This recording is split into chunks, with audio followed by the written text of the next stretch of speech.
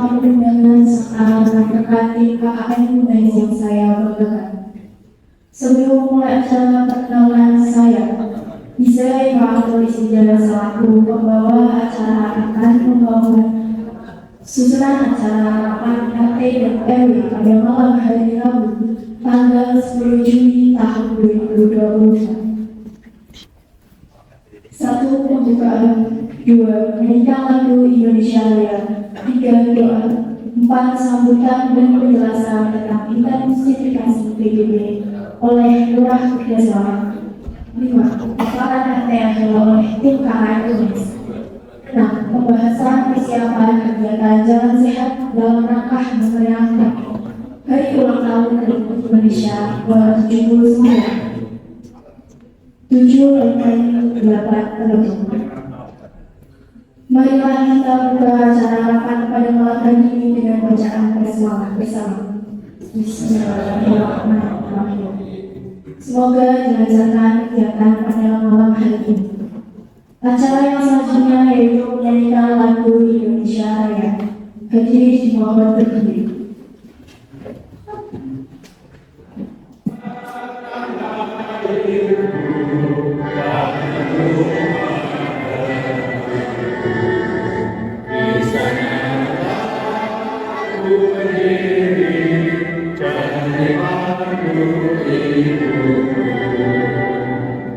Mendapatkan berkah dan hidayah dari Allah SWT.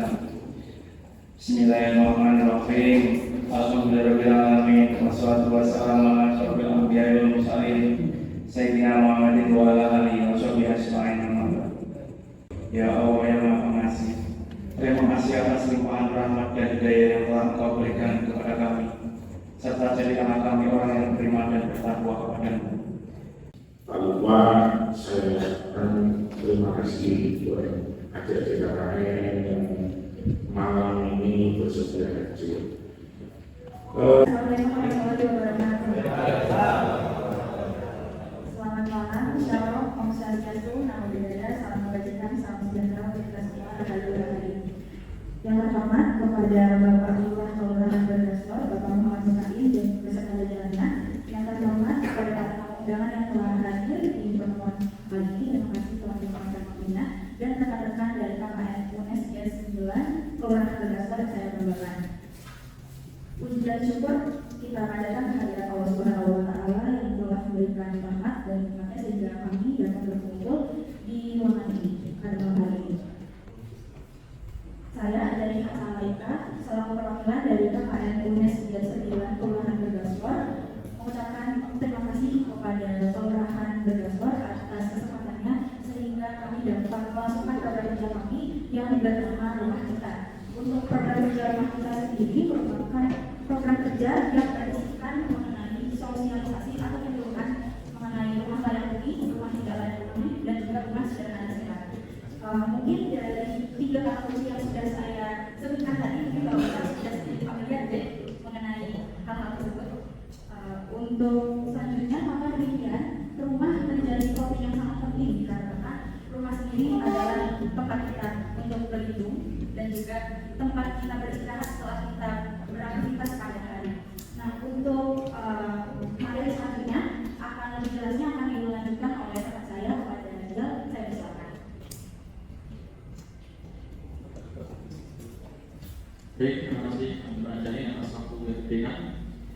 Di sini saya akan memberikan sedikit keterangan mengenai rumah tidak layak huni. Jadi rumah tidak layak huni adalah rumah yang tidak memenuhi dengan standar minimum sebagai rumah yang layak huni. Seperti contohnya mengenai ketahanan struktur, akses air bersih, sanitasi dan ventilasi yang memadai. Faktanya di Indonesia sekitar 1 dari 2 rumah tangga di Indonesia tinggal di rumah yang tidak layak huni. Kemudian dari pemerintah pusat telah memberikan beberapa jenis bantuan PNH. Di antaranya yaitu bantuan stimulan perumahan swadaya yang berasal dari dana alokasi khusus dari APBN. Saya akan menunjukkan mengenai rumah sederhana sehat sebelum menjelaskan yang ada di PPB sendiri. Jadi rumah sederhana yang menurut keputusan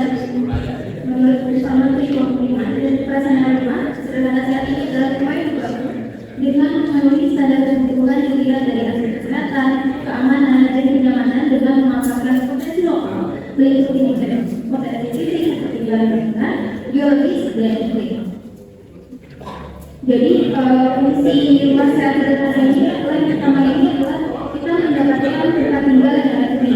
Lalu yang kedua adalah sarana pembinaan keluarga, yang ketiga cerminan hak dan harapan penghuni, dan yang terakhir itu adalah aset bagi para pemilik. Selanjutnya ada rekomendasi penyaluran input bantuan BPKAD, yang kemudian ada pencairan SP 2D ke rekening desa, kemudian ada pembelajaran material perbaikan rumah, kemudian ada input monet dan laporan tentang jalan ATRPB, yang terakhir ada ICMF.